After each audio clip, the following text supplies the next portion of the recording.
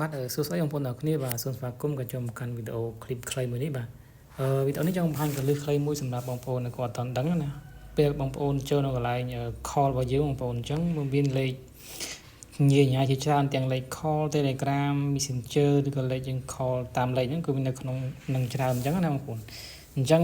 ដើម្បីឲ្យបាត់ទាំងអស់ហ្នឹងបងប្អូនអាចធ្វើតាមវិធីសាស្ត្រនេះបានបាទកុំឲ្យពាក់ព័ន្ធជាមួយទាំង chat Telegram ចូលនៅក្នុងកន្លែង call អញ្ចឹងយើងធ្វើឲ្យបាត់វាបានបងប្អូនអញ្ចឹងបងប្អូនចូលមកក្នុងកម្មវិធី Messenger របស់យើងមកបាទបងប្អូនចុចពីសង្កត់បន្តិចហើយបងប្អូនយកពាក្យថា request fake ID បាទ fake ID បងប្អូននេះសង្កត់វាបន្តិចហើយចេញពាក្យហ្នឹងហើយអញ្ចឹងបងប្អូនមកវានឹងscan មុខយើងបងប្អូនបាទហើយបន្តមកបងប្អូនចូលនៅកន្លែង Telegram មួយទៀតបងប្អូនអញ្ចឹងបងប្អូនចូលកន្លែង Telegram មួយទៀត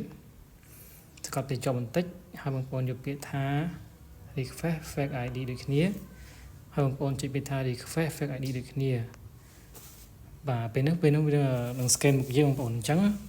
បងប្អូនសតចូលទៅកន្លែង call របស់យើងទៀតតើវាមានloadលេខទាំង call តាម Messenger ឬក៏តាម Telegram វាចូលក្នុងកន្លែង call របស់យើងទៀតអត់ចឹងបងប្អូនអញ្ចឹងបងប្អូនចុចមក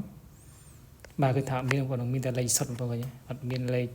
Messenger ឬ Telegram អីក្នុងចូលក្នុងនឹងទៀតទេបងប្អូនបាទជីអញ្ចឹងtechnique ខ្លីនេះមានតែប៉ុណ្្នឹងទេបាទអរគុណសម្រាប់ការទស្សនាវីដេអូ clip ខ្ញុំមួយនេះបាទ